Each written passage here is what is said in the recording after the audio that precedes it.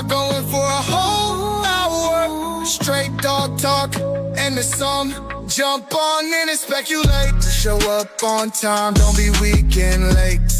We are community, so don't hate and learn to cooperate. What is going on, fans? Monday Bully Live. Today we're going to be flying, I'm going to be flying solo. My dude, Money Mike, none but love for him and his family. He had something come up, and like I said, I'm going to be flying solo tonight. So we're going to be talking about, let me move this over. We're going to be talking about anything that's got to do with skin infections with your dogs. A lot of you don't understand why it is that your dog has skin infections. In fact, a lot of you don't even understand, you might have a dog for 4 years, never had a skin infection, but it's happening this year. I'm here to explain the different factors that actually attribute to the dog's skin infection and what you can easily do to mediate those factors, okay? Now, there's going to be factors that are involved with dogs' skin conditions that are allergic. There's nothing that you can do as far as your dog's genetics being allergic to certain types of protein, like say maybe your dog's allergic to beef or chicken, or a particular allergen, corn, wheat, soy, yada, yada, yada. Anything else in there that they're throwing in the kibble bag. What you do have the power or control over is what's going to be fed to your dog, right? If you understand that and your dog is allergic to, say, corn, why would you feed corn, right? If your dog's allergic to soy, why would you feed soy? In reality, what happens a lot of times is we're not aware that our dog is allergic to something because the ambient conditions help stave off those symptoms that are being shown. What do I mean? What are you talking about? Well, I'm going to tell you what I'm talking about. I'm talking about something simple as humidity, right? Some of you live up north, say New York, for example. In the wintertime, do you guys get snow? You guys get slush, rain, whatever. Dog walks outside, paws come back in with either snow or they're wet or whatever. And then on top of that, you probably have some sort of source of humidity inside of your home. Even though you're warming your home, there's a source of humidity. That humidity causes chaos for dogs, whether it's in the ears or in the paws. Okay, so think about it. Dog comes from the yard. It was snowing, comes inside, jumps in its little doggy bed, who's nothing more than an absorbent. And next thing you know, it becomes moist. Now, it doesn't take a genius to figure out, dogs like to put their belly down, right? Because their belly doesn't have fur. So they put their belly down to keep the warmth. So now that moisture got a source of warmth on it.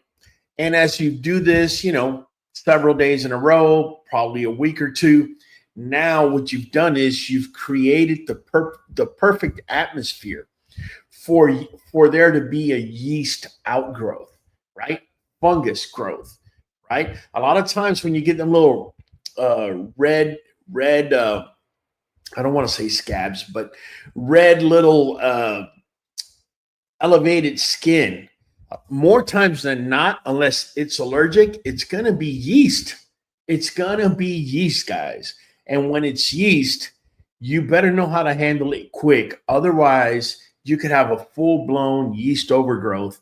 And once yeast gets going, then it opens the door for other things like bacteria, even parasites, right? All based because you weren't able to control the essence or the basics of it, right? So let me jump in here. I want to make sure I'm not jumping any member questions. We got Inserata. Good evening. How's it going, Inserata? Not beloved. Fredy Strivia, like always. Sulema Santiago. Happy Monday. Hey, happy Labor Day for a lot of you out there. Unfortunately, a lot of you had to work on Labor Day, right? Whatever happened to our tradition? John S. says, I give my dog Apoquil once a day since a puppy for the skin. I've tried multiple things. Her paws and bellies are the worst spots. Without the pill, it gets pretty bad. I've heard a lot of people talk about Apoquil and giving that to their dogs. And listen, I am not, because I've been charged that you're against everything that's chemical based, and that's not necessarily true. My mentality as a nurse, you got to realize I worked as a nurse out there before I became a breeder.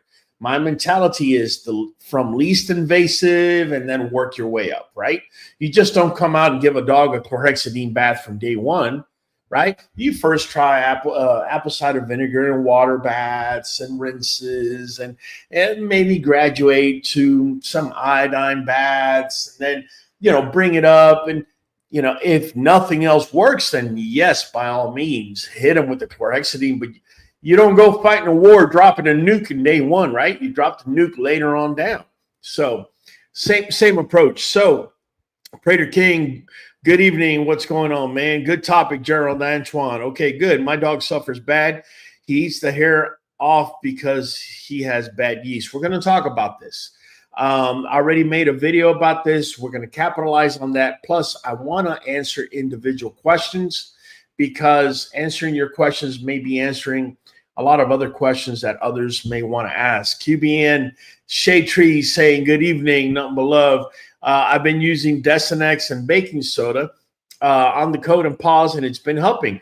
I learned that from your videos. It's been very helpful. Okay, so guys, if your dogs are licking their paws, okay, if you look underneath the paws and the paw pads look reddened, if there's discoloration in the fur, right?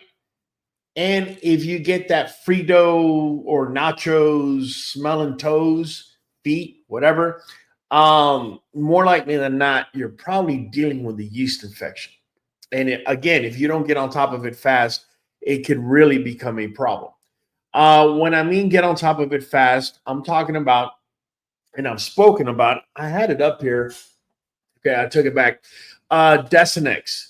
Right? Desinex is foot powder. It's an antifungal foot powder. It's got meconazole 1%. You could definitely put that on your dog's coat, but you want to put that on your dog's coat after you have initially bathed the dog, at minimum with a vinegar and water bath.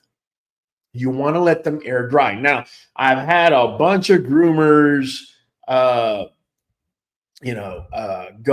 in and comment, well, not drying the dog it's the reason for the problem. No, the reason that you're not drying the dog is because we want that apple cider vinegar, as much of it, which has already been mixed with water, we want as much of it to dry on the coat of the dog. Because when that dries there, what happens is it changes the pH balance. Okay. The pH balance is key. Okay. I don't know if you're aware of this, but ticks, fleas, when they jump on a dog's coat, if the pH balance is off, is too acidic for them, they're going to jump right off because it's a life-saving move for them. Their exoskeleton, or that little shell they got around them, that thing cracks very, very easily.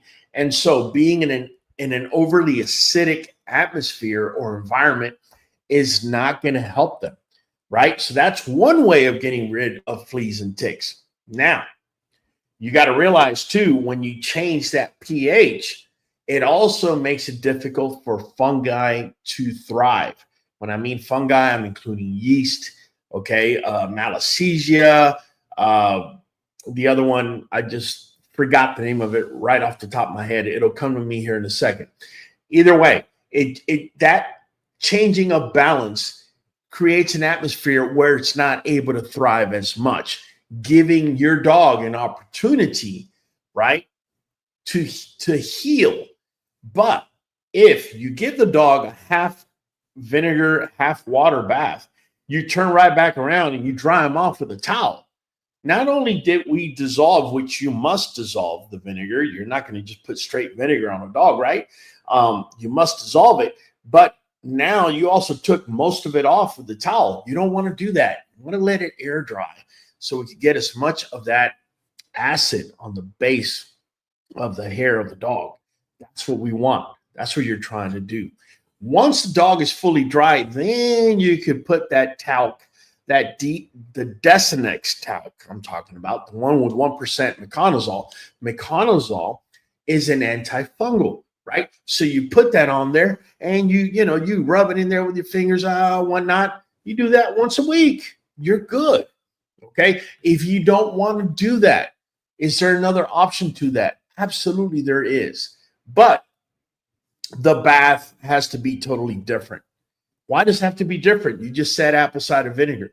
Well, apple cider vinegar is acidic, so it's going to lower the pH, right? There's another type of bath that I've suggested that you bathe your dogs in to also counter these very same things, all of the above, and that's baking soda. And what baking soda is going to do actually is it's going to raise the pH. So acid is going to lower it to a point where they can't withstand it. And the baking soda is going to raise it to a point where they can't withstand it. Now, the reason I like baking soda over apple cider vinegar or vinegar. You can use white vinegar or apple cider. The only reason I like baking soda more is because I consider the apple cider vinegar or white vinegar and water bath to be the first bath you're going to give the dog, right? That's the first line of defense. The following line is going to be the baking soda. Now, hear me out. You're going to want to hear me on this one. So, you guys have seen my video where I fill a 75-gallon water trough. I grab 4 full boxes of baking soda and just pour it in there, right? Then I basically dip my dogs in and out, in and out, in and out, and I let them air dry. Okay. What's so cool about baking soda, and it's working, is because you can come back 3 or 4 hours later when they're completely dry. And when you run your hand through their fur, countering, the way the fur's laid out, you're going against it. You'll notice the little powdery on it. That's how you know the baking soda got all the way in. The other thing you can do on top of that, which is very powerful, you could either do it standalone or you could add to it, is give it a day or two, then grab yourself baking soda. Okay. Now, I've spoken in the past about adding cornstarch to the baking soda. You need to make sure you're not dealing with a yeast infection. Okay. If you're dealing with a yeast infection, adding cornstarch to baking soda will become counterproductive because you will feed the yeast on the dog. Is there a place where you can add cornstarch to baking soda and put it on a dog? Yes, absolutely. If, say, you live somewhere where there's zero humidity or very little, like Arizona, for example, somewhere in Arizona, and you're just wanting to give your dog a dry baking soda bath so it gets rid of smells and everything, you can. But make sure your dog doesn't have a yeast infection. Now, if your dog has a yeast infection, an active yeast infection, the way I would counter it is once I gave them the baking soda bath, I would wait 2 or 3 days, right? Once they're fully, obviously they're going to be fully dry. Then I'm going to give them just a baking soda dry bath. Listen, if you don't even want to bathe them in the bathtub and you only want to give them the baking soda dry bath, you will be marveled at the results that you're going to get. First of all, that smell we were talking about, that Frito smell, oh, that thing is going to go right out the window because baking soda neutralizes all of that. Like I said, it's going to raise the pH. So if there's any fleas or ticks, any type of external parasites, they're going to jump right off because not only that, once you throw the baking soda, it will dry the environment, and that cracks their exoskeleton.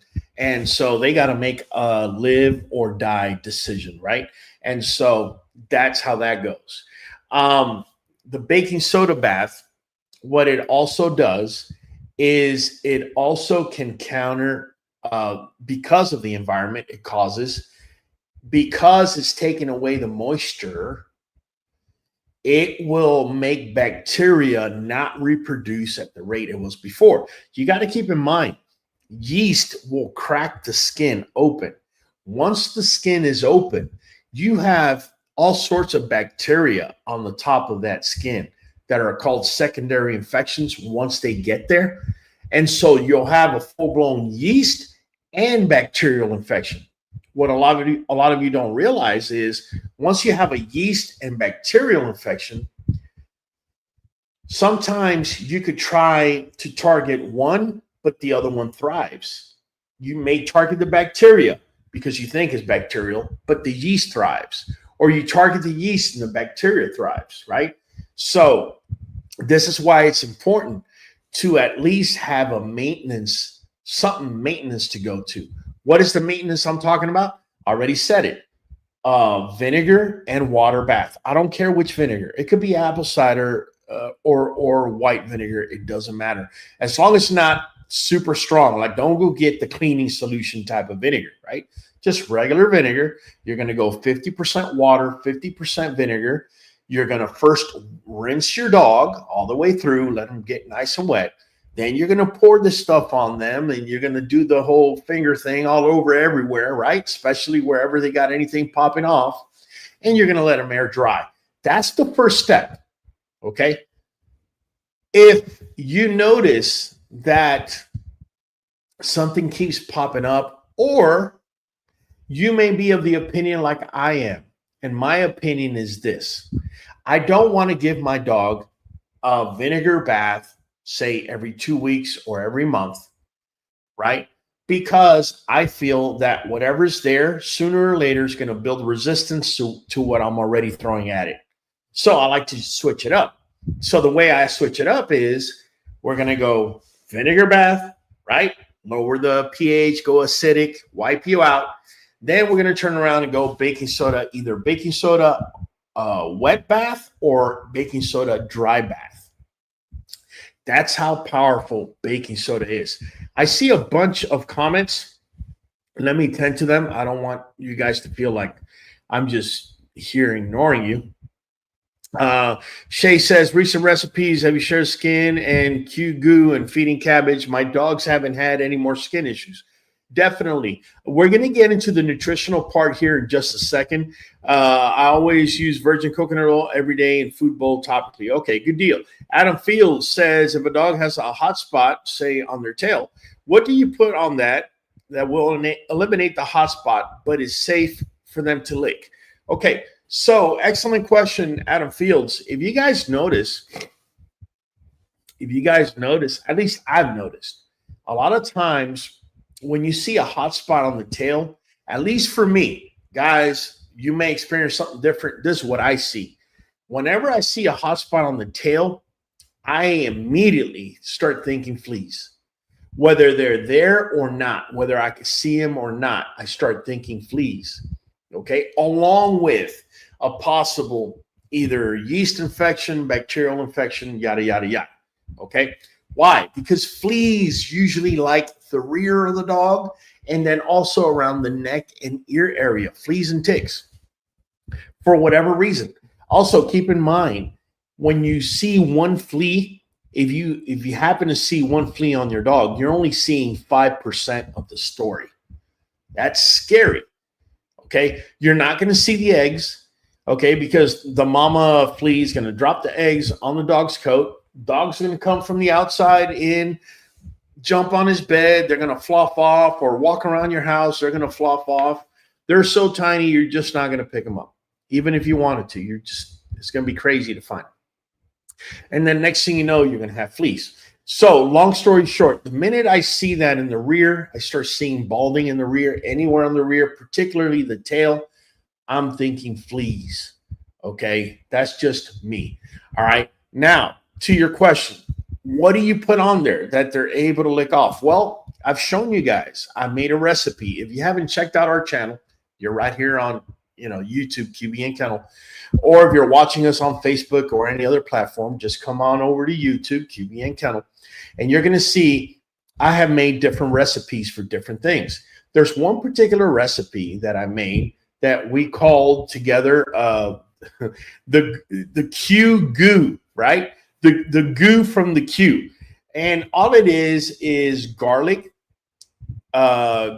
ginger, right? Turmeric, coconut oil, and I believe I dropped in there a little bit of apple cider vinegar. I'm sorry, I got quite a few recipes in my head.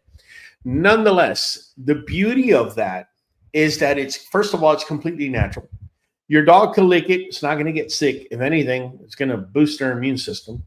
Secondly, it's antifungal, antibacterial, antiparasitic, antiviral. Okay, that's something that doesn't get spoken about enough with dogs. They get viruses. Yeah, they get sick and they get viruses and whatnot. So this stuff that I'm talking about, you could actually put it in their food and put it in spots that they can't reach, right? So if your dog say I'm trying to get something here, but let's use this little, better yet, let me use a black marker so there's no see-through. So this is your dog's tail, right? And the dog's body's over here. In fact, let me bring a picture of a dog so we can, there we go. Let's talk dogs here, right? So let me just go here real quick. All right, so we're looking at the tail.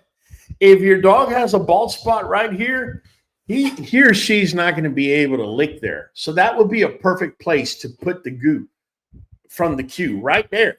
Now, if they have it all the way like right here at the very tip, then you're going to have to go to another plan, because obviously that's just not going to fly, right? It's really that simple. Let me try and catch up over here. Can't use coconut oil. That makes the licking worse. Okay, if you're having an issue with that, Adam, I do suggest an e-collar. I don't know if you guys seen them. It's a big old plastic thing you put around their neck, just for a couple hours, just to let the stuff sink in. Jerry O, Bullies Inc., Raul Amigo, I used the Lotrimin AF, and his skin on the bottom of his belly cleared up. For those of you that don't know what he's talking about, we did a live where I spoke about Lotrimin. And Lotrimin, I don't know if you can see it there, has clotrimazole, which is an antifungal. Yeah, kind of zoomed in there for a second. Sorry, guys. You're going to have to take my word for it. Clotrimazole. And that's an antifungal. And this stuff right here, this gentleman, he put it on the bottom of the dog's belly. Okay? You got to make sure that wherever you're going to be putting this, they can't lick. So, he put it on the bottom of the dog's belly. That wasn't my recommendation. My recommendation was for the dog's ears, right? Inside of the dog's ears, because obviously they can't lick that. As long as your dog can't reach where you're going to be putting this, this is another option of what you can use. Lotrimin. You can find this in any pharmacy. Look, clotrimazole. Let me see. There you go. Clotrimazole, 1%. You can find this in CVS, Walgreens, Walmart. It says Lotrimin AF, and it's not antifungal. It is antifungal, right? It's not athlete's foot. Just throwing that out there. Okay, so definitely Lotrimin. You already heard it from this gentleman, Jerry O, Bullies Inc. It worked. The stuff that we're putting out there, guys, is stuff that I've had to deal with. Use my experience to your advantage. Since I dealt with it and I had to deal with it, you know what I'm saying? Like, take advantage of it. Unless you want to go over to a vet and let them apply the good old-fashioned veterinary protocol on you. And if anybody knows what I mean about the veterinary protocol, it's going to cost you $600 to fix something that this little tube, this little itty bitty little tube, less than $20 is going to fix for you. All All right, just throwing that out there. Jerry O says, I think when I use Fabuloso to clean the area, his skin reacted bad. Yes, you got to be very careful. Environmentally, it can cause a lot of things going on with your dogs, guys. And I'm going to hit on something that I got hit with this past week as well. Mix apple with the mother, heal for the hot spot. You can do that if you wanted to. Let me see here. Sulema says that can be used as treatment and prevention as well. Yes, both the goo from the Q that I made and something like Lotrimin in the ears. You clean the dog's ears. I have plenty of videos showing how we clean dog's ear with natural wash. You can do that once a week. Why wait to have a problem? This right here, if you did it once a week and you used a pea size, like I stated for each year, literally, this thing is going to last you a year, maybe more. I mean, literally. Let me see. Shay says, I use the apple mother for my own skin and hair, as well as dogs, makes us all soft and shiny, and we have no fleas and no mosquito bites. There you go. There you go. Let me see, guys. I'm sorry I had to skip a couple of let me ask this. I don't disagree with your methods at all, but when a dog is having allergies and scratch, bite themselves to where there is open skin, the vinegar further irritates the open skin. Nikki Fidel, I couldn't agree with you more. It can. This is one reason why, first and foremost, like I said, first line of defense as a preventative or maintenance, you do half water and half vinegar. Okay, that's just maintenance. Okay, now if you have a dog biting itself and it broke skin, now apple cider vinegar and water or white vinegar and water is now behind us. Now we have to find other solutions, right? And you're absolutely right. If you put vinegar on a cut, it's going to hurt. You also got to make sure it doesn't get into their eyes or their nose because it hurts, right? Okay, so what do you do if there's open skin? Well, for me, the very first thing I'm going to look at is, can the dog reach the area with its tongue? Can it lick it, basically? All right, because the dog may have open skin without it having scratched itself, okay? Or it scratched itself, but it can't reach the area. Say, for example, a lot of dogs will bring their back leg and scratch the back of their ears, right? Say the back of the ear is scratched up, then obviously they can't lick that. So there, I would definitely grab some antibacterial, that triple antibiotic they sell at CVS. I would mix it with Lotrimin, mix it together, put it there if you want to go the chemical route.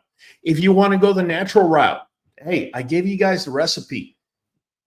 Garlic is an antibacterial, antifungal, antiviral. Okay, it kills anything that lives, basically. Then you have ginger, same thing, right? Then you have turmeric, which is an anti-inflammatory, which is going to help because if you only add this and the triple antibiotic, that doesn't mean that the dog may not want to keep scratching. If you have a dog that keeps scratching and you decided to go this route, I would suggest probably getting some hydrocortisone and mixing it with the Lotrimin and the triple antibiotic, and then putting it on there, and hopefully that will suit the dog. You want to go the natural route, like I said, the goo from the Q, you got garlic, ginger, you got turmeric, you got coconut oil, which is a moisturizer. It's also antibacterial, antifungal. I mean, you're hitting it from all sides, okay? Now, if it's an area that the dog can lick, me, personally, I'm going to make sure they're not able to lick it because I've been around dogs long enough to know anything that's chemical-based, you're going to have a serious issue with the dog. Typically, it's vomiting and diarrhea initially, and then it could lead to something else, right? So me personally, I would go with the goo from the Q and possibly buy yourself one of those plastic e-collars where you can supervise the dog. Don't think you're going to put an e-collar and you're going to go off to work for 10 hours and come back and no, you can't do that. Make sure that if you're going to put the goof in the cue, you got the e-collar on there, you're supervising the dog for 3 or 4 hours, then you take it off. Then if they lick the area, they lick the area at that point. That's the one drawback about doing it naturally. You're probably going to have to put it on there several times because they will lick it off. But if it wasn't naturally and it was this, they would lick it off anyways, right? The other thing you can do, let me just add one more thing. The other thing you could do that is chemically based is iodine. The good thing about iodine is that iodine is anti just about everything also. And once it dries, that's when it really works. And, you know, if it's like a minor little tiny scratch or whatever, use it. Now, if it's a big old scratch or many scratches, don't, because you don't want your dog eating up all that iodine. But if it's a tiny little bit, ain't no big deal. At least in my case, I'm talking about if the cut's like 1/4 of an inch, you know, putting a little bit of iodine on there, the dog may not even realize it's there. This is why I say putting a little bit of hydrocortisone along with whatever you're adding may help, because the hydrocortisone is going to reduce swelling, right? Because the swelling is what causes the discomfort and the itching, right? So you put just a little bit of hydrocortisone there with iodine, let the iodine do its thing, and then the hydrocortisone hopefully takes the itch away and the dog doesn't have to worry about it. You know, you don't have to worry about the dog licking it. We got Luis DeMille in the house. We got Sulema Santiago. That can be the use, treatment, and prevention as well. Okay. What about stud tail? I think what you're referring to, Inserata, is happy tail. And happy tail is when a dog is wiggling their tail so much that they have blistered it at the tip or cut it at the tip. And when that happens, folks, man, let me tell you, it almost caused a divorce in my house. My wife was like, the dog's got to go. Why? Because we have white walls and the dog's happy and she's wagging her tail. And every time she's wagging, right, there's blood flying all over the place, right? And I mean, if you let it happen and if it's bad enough, it could look like a murder scene really quick. For me, I tried just about everything to get that happy tail to stop bleeding. The one thing I did, y'all gonna crack up, but I mean, I did it and it kind of worked for me, was a sock. Okay, was a sock. And here's the deal. We put the sock on there, but the sock had this elastic around it. It was one of my daughter's socks, by the way, not one of mine. Had an elastic around it that actually came all the way down on the tail, right? And the dog didn't mind it, right? So we did lightly tape it, okay? Just to tape it to make myself feel better. And we were putting ointment on the tip of that tail, and luckily for us, within a matter of a week, it went away, right? We also did make sure that our female was in the living room area and not in the one room that she was in, because we had a little table there.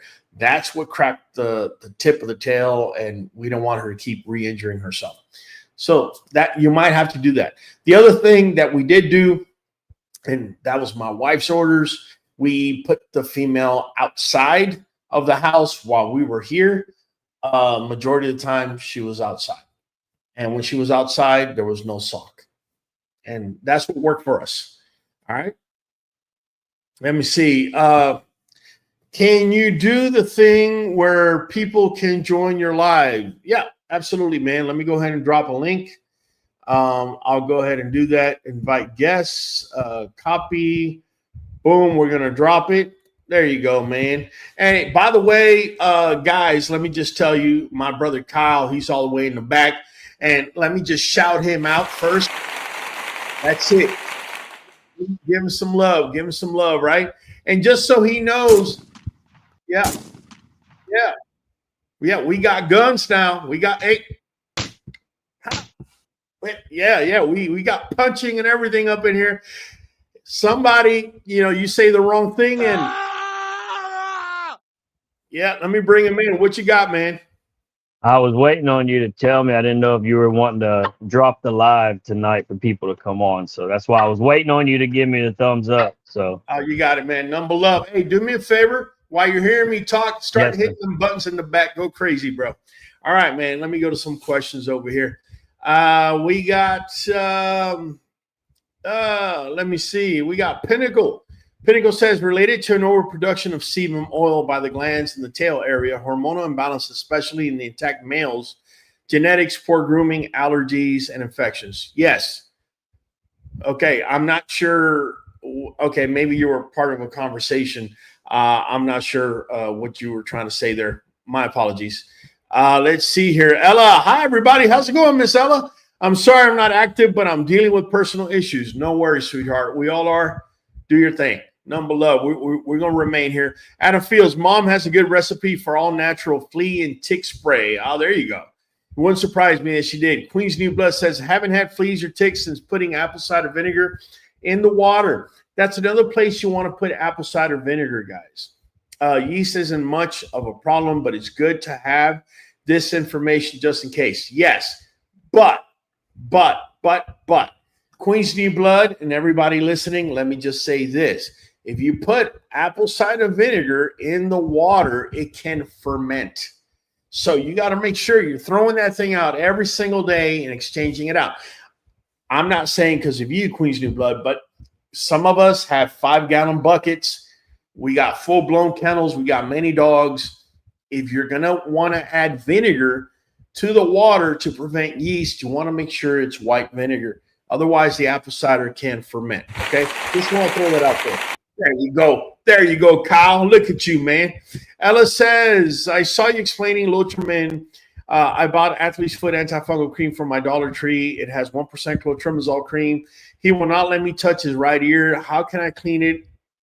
I can't afford a vet. Treats, and you might need somebody else's help. Preferably somebody else that lives in the house is real close to the dog. Don't want anybody getting bit. But my dogs, they don't like it. Some of my dogs don't like it. I can tell you Aruba doesn't like it. By the way, my girl Aruba, this last week, I dropped her off Thursday. She's getting a toe amputated. So it turns out that on Monday, she got lit up by a snake. Lit up. Yeah. She got lit up. That one toe. I mean, honestly, guys, if her toes were this big, like literally when I showed up on Tuesday, it was like that. It was like that. It was starting to get purplish to black tip necrotic. I don't know if that snake just dropped in its entire venom in that one toe or what. But by the time Wednesday rolled around, it didn't look good. And my biggest fear at that point, mind you, this happened Monday, so we're going on Wednesday. We're no longer on her getting poisoned, or we're not fearing that she's going to get poisoned because 48 hours have elapsed. But at this point, I'm thinking, man, she could end up getting gangrene or something. It could go up the bone, whatever. You know, Aruba's coming on 8.5 now, right? And her immune system, I know, is suppressed just naturally because she's older. And so I had to make a decision. So, yeah, we dropped her off. The other thing about her is she's really stubborn. And since we retired her years ago, I let her do whatever she wants, including mud baths, right? So no more mud baths for my girl Aruba going forward. And also I left her over there at the vet for a whole week. I told them you're going to have to keep her for a week because over here she gets rid of every single e-collar you put on her. Within 5 minutes, she'll destroy it. So I'm going to let them deal with her over there. So what they've done is they put her in a smaller cage, not smaller to the point that she couldn't turn this side of it or anything, but enough to where it becomes cumbersome if she's trying to get around to try to take off this e-collar. So just wanted to make that quick update. And since we're talking about updates, I need to update you guys on something, because I've been getting hit up on litters, and when are you having a litter, and when are you having a litter, and when are you having a litter? And so today we got confirmation that our girl, right, who we put, thank you, who we put this dude to, Hector, all right, the walking standard in my opinion. Basically this boy right here went into our girl, and girl took, and I can tell you, ultrasounds do not tell you how many puppies are in there. Nonetheless, we counted 8 sacks. There was 2 sacks behind the 8 that we were counting that we really couldn't make out the difference if there was a puppy in there, which I'm sure there were. And the beauty is the ultrasound had this little button that could show a little heartbeat. It just gives you like a little red dot, how it expands and contracts. It was just pretty awesome. So I was very, very happy to get those news, because I'll be honest with you, I did a pregnancy test on her, one of the ones that you buy online through Amazon. I did it. It came back negative, like she's not pregnant. And I was like, dang, man, she really has a false pregnancy, because she keeps getting bigger.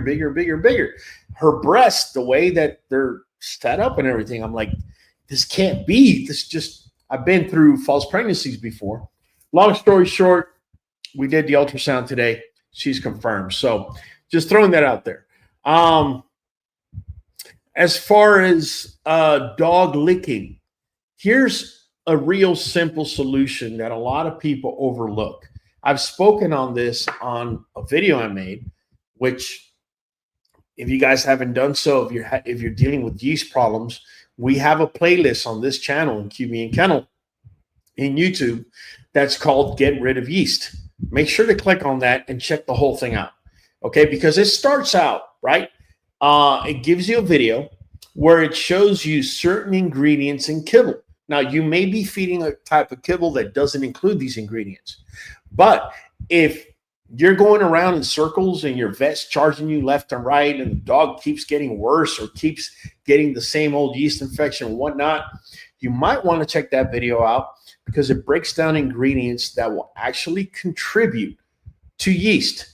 A lot of times people don't realize this, but you're feeding yeast to your dog, right? The other thing that's in there, that's a solution that I presented to you guys that is very effective, not just against yeast, against fleas, ticks, you name it, is dehumidifier. If you live in an area where there is a waterway within, I'm talking a large waterway, it could be a lake, it could be a river, it could be an ocean. Yes, a waterway just like that. Within a mile, 2 miles from you, well, possibly if it's an ocean, you could live 5 miles from it. More likely than not, you're going to have a lot of humidity. How do you counter that humidity? A lot of people say, well, air conditioning counters the humidity. It does, but it's not enough.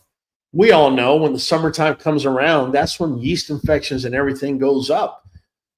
If air conditioning was the fix, then a long time ago, everybody would just bring their dogs in and that's the fix.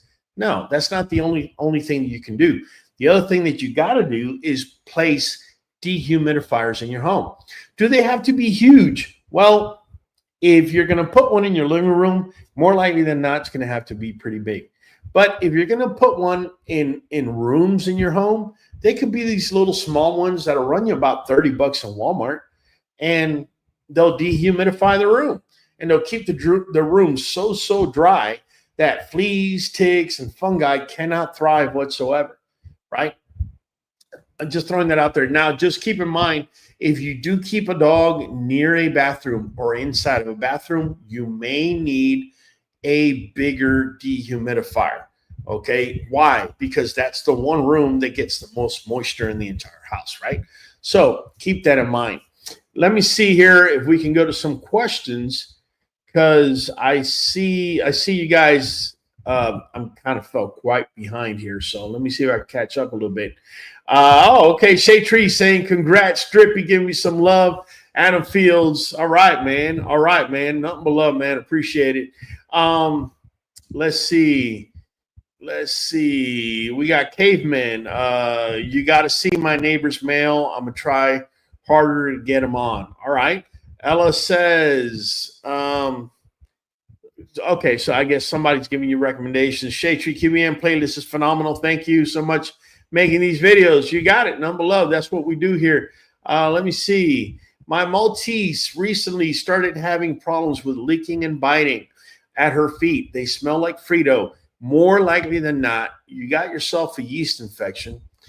If there's cracks on those paws or feet, that may also make things worse by bringing in opportunistic bacterial infections. I've applied Meconazole for about 4 days and still happening. I feed her raw with small mix of kibble. Okay, so my recommendation is, if you're going to be doing that, if you're going to be doing Meconazole, go ahead and I would probably, if it's my case, I would go with triple antibiotic, same amount triple antibiotic, same amount Meconazole, and I would probably add a little bit, just a little pea-size worth of hydrocortisone, right? We don't want her scratching. Then I would probably get her an e-collar and put it on there. And this way she doesn't lick, and make sure that once you applied it, she goes a minimum of 4 hours supervised. If you can't do that, do as long as you can. And before you're bringing that e-collar off, make sure you clean everything off with a towel. You don't want her licking that and bringing it in. Okay, that's what I would do. Let me see here. My Frenchies have the worst allergies. When their hair starts growing back, they dig it out again. Huh. Okay, so his Mrs. Nanya. Love the name. Okay, what are you feeding? Are you feeding kibble, or are you feeding raw, or a combination thereof? Let me know, and I'll give you a better answer. Adam Fields says, I'm in Alabama and live next to a lake. Dehumidifier gets full quick. Well, that's part of your answer. It's part of your answer. You see, fleas and ticks, they have an exoskeleton, and it's thinner than paper. All right, it's probably an eighth of the width of paper. So when you dehumidify, by the way, your dehumidifier needs to be set below 45% humidity, preferably 40% humidity. You need to dry that out. Once you dry that out, they leave, because they have to make a life decision. Let's see. Inserata, if you give pumpkin seeds, do you grind them? I do. And the reason I do is there's a compound inside of the pumpkin seed that will actually paralyze parasites inside of the intestinal tract. So when the bowel is moving and pushing stuff out, it pushes everything out and gets rid of the parasite while you're doing it. Now, if you're going to be doing pumpkin seeds, I just dropped a video recently talking about papaya seeds. Papaya seeds have trace amounts of cyanide. Combination of those two things is pretty powerful. Make sure you do watch the video and do your research. Sulema says, why is it important to use the apple cider vinegar with the mother? The one I have doesn't have it. That's an excellent question. I think it's for a purity purpose standpoint. Otherwise, it's possible, I mean, in today's day and age, that you're getting white vinegar that's been painted to look like apple cider vinegar. There are some uses where apple cider vinegar is going to trump white vinegar. I'll give you an example. If you're going to add a particular type of vinegar to your dog's food, I would not add white vinegar unless it's the only thing I got. I would prefer apple cider vinegar over white vinegar. You see what I'm saying? If you're going to be putting in a water, if it's a small water bowl, go ahead and put apple cider vinegar. If you're going to be doing it on a 5-gallon bucket, then you're going to have to go with white vinegar. As far as why the mother, again, I think it's more of a purity thing, of keeping it natural, keeping it pure type of deal. Shade Tree says that cloudy stuff and apple cider mother, that cloudy stuff is the mother, and that's where all the healing and magic happens in the mother. Yeah, you could say that, Shay. Honestly, you're not getting apple cider vinegar per se. I don't want to say for the mother, you're getting it for the acid, but you wouldn't have the acid if at some point the mother wasn't put in there. So never mind. I'm talking in circles at that point. Let me see here. Okay. Christopher Lewis, wipe out the paper towel or wash rag. Just make sure you play with the dog's ear to make them comfortable with you touching the ears. All right, so he's giving advice when the dog doesn't want you to clean their ears, right? So yeah, if you start playing with them, give them a treat. Oh, what? When you do this, I get that.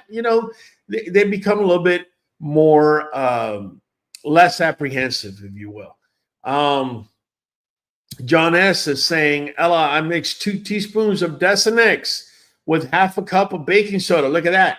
He's making a new concoction, baking soda and Desenex, and put it on the paws on any of the areas they need. Sometimes I'll put it all over the coat, but avoid face. Look, this is an excellent recommendation here by John S.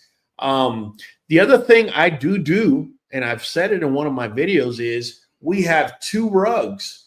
All right, so you have a door here where the dog goes out and comes back in. We have a door.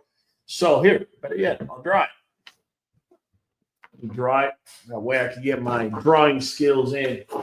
So, all right, we have a door.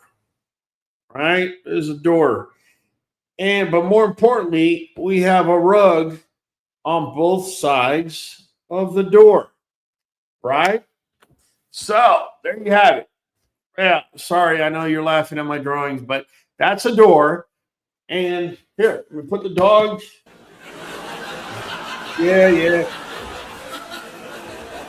We'll talk about this later, Kyle. All right. And so, yeah. Y'all gonna really laugh once you see the way I draw dogs. But anyways, here you go, man. Here's the door. So when the dog goes outside, there's a rug, right? And then when he's outside going in, on that rug, we put baking soda. On this rug, we put baking soda and Desenex, right? So dog comes from the outside, paws are wet, they step on that stuff clings to it. There's 2 things that are happening. The baking soda, again, raising the pH, right? Yeast needs it to be acidic, right? In order for it to thrive. So once you raise the pH, you're getting rid of the yeast. And secondly, you got that Desenex, which is meconazole, which is also an antifungal. So you're hitting it from 2 different directions, right? And that's the best way to get rid of it. Caveman says the mother is yeast and probiotics and enzymes. There you go. That is your answer. The mother is yeast, probiotics, and enzymes. Look at that. Ella is cracking up over here. Shade Tree says, I love probiotics and high doses of vitamin C. Absolutely. Also, you want to make sure you're giving your dogs good amount of probiotics, especially if you're feeding kibble, right? Because that's one of the things that they lack because of the amount of sugary ingredients that they're putting in their kibble or high carbohydrate. Okay. Sarah Bowen says, I'm late, but I'm happy I made it. All right. Well, thanks for joining us. Desenex is a powder. You got it. Also, Nuvet NuJoint DS. That's the only multivitamin we give our dogs. The green bottle's a multivitamin. This is going to help with their immune system, their coat, a lot of different things. NuJoint says NuJoint Plus, but we're actually giving NuJoint DS, and the DS stands for double strength. And what that does is it helps their joints. you have an older dog having arthritis, or even if you have puppies that are growing really quick and you don't want their front paws to go east-westy and you want to keep them straight, this is how we do it. Our ordering code is 513237. You get 13% off with an auto ship order. Plus, you automatically get entered into our end of year raffle. Then I'm going to send you some Nuvet NuJoint DS for every single one of your dogs. Let's see. Y'all dogs not outside enough, period. I don't know who he's talking about. John S. says, yes, you can find it in the foot powder section in Walmart. Okay, excellent. Now, there's something I got hit this past, about 10 days ago, actually, not this past week. This gentleman, I have been working with him. He had been doing consults with me for about a month to try to get the dog better. We actually improved his dog's situation with the goo from the Q, along with changing the dog's diet from all kibble diet to an all raw diet. Okay. It took us an entire month, but we actually started seeing hair growth, less inflammation, yada, yada, yada. But on the belly, the dog was showing a particular type of red little dots. And no matter what we were doing to it, it wouldn't go away. So his name is John. I was like, John, anytime something doesn't work in nursing, you go back to the basics. And I told him the same thing. I said, let's go back to the basics, right? So environmentally, has anything changed? No, Raul, dog's still in the same, crate in the same area. You're having me wash out the crate. We put one of those dog cots and everything. I'm washing it every single day, yada, yada, yada. Okay, so what are we feeding? He said, what you said, just chicken and water and Nuvet NuJoint DS. Said, okay.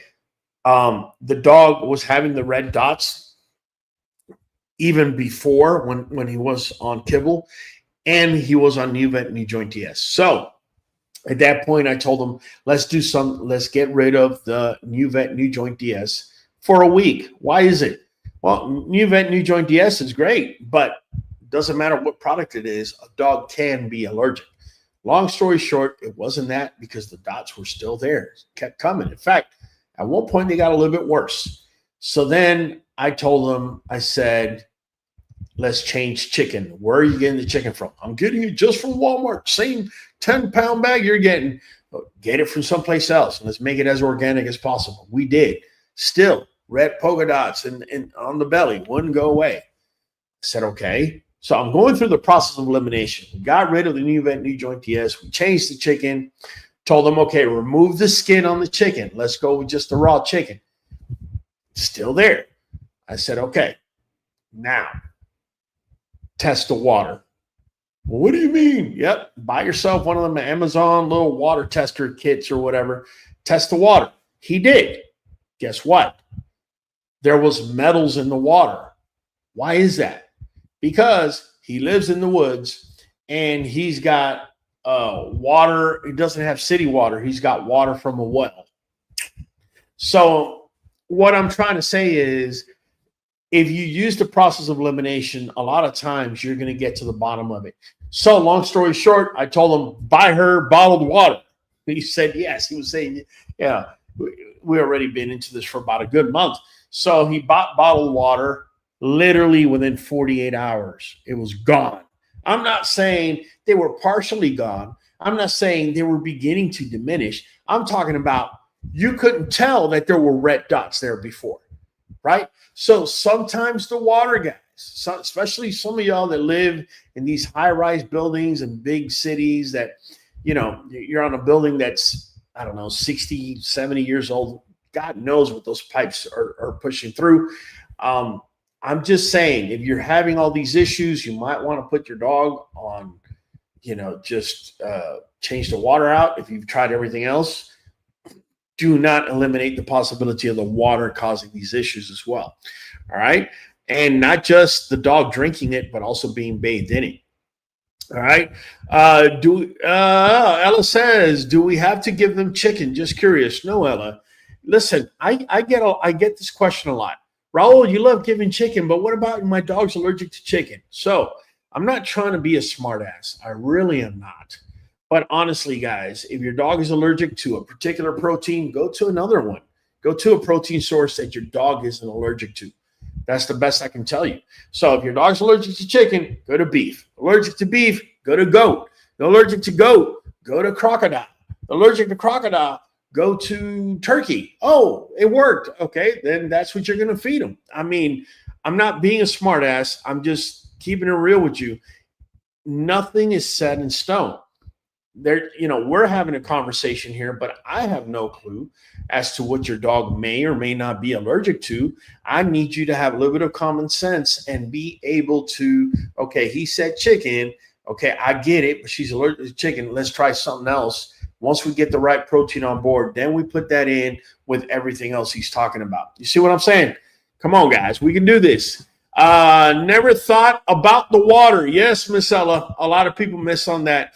Kyle says, my dogs drink bottled water, but it's cheap to get a gallon of water at Sam's. Absolutely, man. Raro Rueta, I got inspiration from your videos using oregano tea to clean the ears. Yes, man, the Cuban oregano, guys, I'm going to let you know right now, don't feed it to the dogs, okay? It's got something in there. It's not good for them. Don't feed it. But as far as spraying it, because you got to mix it, you got to make it into a tea, right? As far as spraying it on a hot spot, even if they can lick it, it's just so watered down, it's not going to do much. And especially for ear cleaning, that oregano tea is amazing. Amazing. When I tell you, I've been cleaning my dog's ears with it now for a good year. And I mean, y'all seen on the video with Fireball from one entire week of not cleaning his ear, how very little anything he got up in there, right? And it's antifungal, antibacterial, antiviral. I mean, you name it, is good. It's 100% natural. He says, I steep two tablespoons of dried oregano in boiled purified water. Can I use that to clean my pup's ears? Should I dilute it? Should I add ACV? I think, honestly, bro, I got asked the same question. What if we mix, because I also did a chamomile tea. I also did a green tea, right? Green tea is also antifungal. Chamomile is antibacterial, antifungal. You could use it. Chamomile, when you make chamomile tea, you could use it if your puppy has pink eye or whatever. You could clean with that on their eye, and it actually has antibacterial properties. So what happens if you get chamomile, oregano tea, green tea, and then add a little bit of apple cider vinegar in there? Man, you're going to have a powerful concoction. That's what it is, right? So I don't see why you couldn't do that. Again, you're making it in tea form, so it's a diluted form of what it is that you're doing. So yeah, I would try it out. I don't see why not. Killer Curvas Canines, if your dog had all those allergies, that's not a good breed. Okay, so Killer Curves Canine, I really don't understand why you're on my live. My live was very clear. If your dog is licking and I'm showing allergies and how to stop it, right? Why would you want to come in here and try to troll other people to make yourself feel better? You must have a very, very small little ego or a very, very small bank account, something like that, to come in here and try to take a shot at people's breeds. You know what? A lot of the allergies that are happening has nothing to do with the breed, has everything to do with the environment, right? But it almost seems like you're somebody that's coming in here that's just trying to either start trouble or troll other people. Honestly, best thing for you to do is just move on over, go troll somebody else's live and have fun while you're at it. But I don't know who gets on a live when we're going to be talking about allergies to try to self-serve yourself or try to lift yourself up. If your dog had all those allergies, that's not a good breed. Okay. I mean, what did you want? You want a pat in the back or a kick in the ass? I don't know. It just really, you're just making no sense. Let's see. Shaytree says, I have a question about the water with the metals. is it well water? And if you boil the water before using it, will that make a difference? I don't think boiling it is going to make a difference because you're not removing the metals in the water. Now, the reason you boil water is to kill bacteria that's in the water, right? But in this case, the metal, you know, they're so tiny, of course, but they're in the water. I don't know that boiling it is going to get rid of it. This is why you're probably going to have to, you know, feed them bottled water or go to another water source because that's obviously not going to work. Or get yourself a better filter that's going to filter the metals. I mean, I don't know at that point. Shade Tree says all dogs have allergies. My water is super hard. My plants and all animals thrive on it. Heavy iron and lime. Caveman, if that's that's great, right? But heavy metals typically will end up showing up somewhere in your animal. In fact, in humans as well. Isn't Alzheimer's one of them things they talk about where metals are showing up in your brain somewhere? Just throwing that out there. Ella, can someone drop the video in here about the oregano tea for ears, please? Yeah, absolutely. In fact, let me take you guys to the page so you can check it out. Literally, you can go to our homepage, right? And here you go. Let me bring it over here so you guys can check it out. Sorry, guys, I wasn't prepared for this, but we're gonna have it up here in 3, 2, 1. There he goes. So this is our QBN homepage, right? And right now we're over here and stop paw licking. We did a yeast detox here, but the video you're talking about is right here. We show how to make a lime bath. We also make the oregano tea and everything else in here. So stop dog skin problems naturally and effectively. That's the video and that's the thumbnail. So make sure to check it out. And with that, yeah, Caveman says aluminum. Okay, aluminum. There you go. That's a metal, ain't it? Also, we got Rachel Kerr. Be careful too, because boiling water can increase nitrates. Check your water. This is true. Let's see. Okay. All right, man. We're good. Christopher Lewis says, Ella, the videos are very informative and have great value. Thank you. Drippy says, you know, the live on fire when all the haters showing up. No, I don't think he's hating. He might have trolled a little bit, but you know, at this point, I don't think he's hating. He's coming back and, you know, making his point. So maybe I might have even gone a little too far, to be honest with you. Either way, let me bring my dude from the back, Hollywood. Hollywood, what's up, man? Talk to me, bro. What's up, brother? Hey, what do you think about the live tonight, man? Good, man. Very informative. I'm sure a lot of people have been having that on their mind lately, so I think it was a good timing for it. I just noticed they put all them sounds on there, man. I like messing with them a little bit. yeah, I noticed. Yeah, there you go. There you go. You see? So hey, lead us in our thing, man, and we're gonna be coming back on Friday. Guys, I'm gonna be dropping a poll on this channel on the post tab. Let me know what you want to talk about on Friday. We're going to break it down for you. Hollywood, start it up, man. It's your boy Hollywood hollering, your boy in the back at the queue. We're catching you on the next one. On the next one, Hollywood, have it ready, man. Have it ready because you're the one that's gonna put it on out. Guys, you already know, man, the one place that we're gonna be talking about things that a lot of people don't even want to talk about. This has been Raul from the Q, and I'll be catching you on the next one.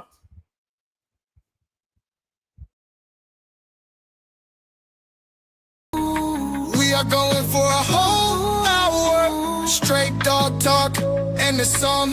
Jump on in and speculate. Show up on time, don't be weak and late.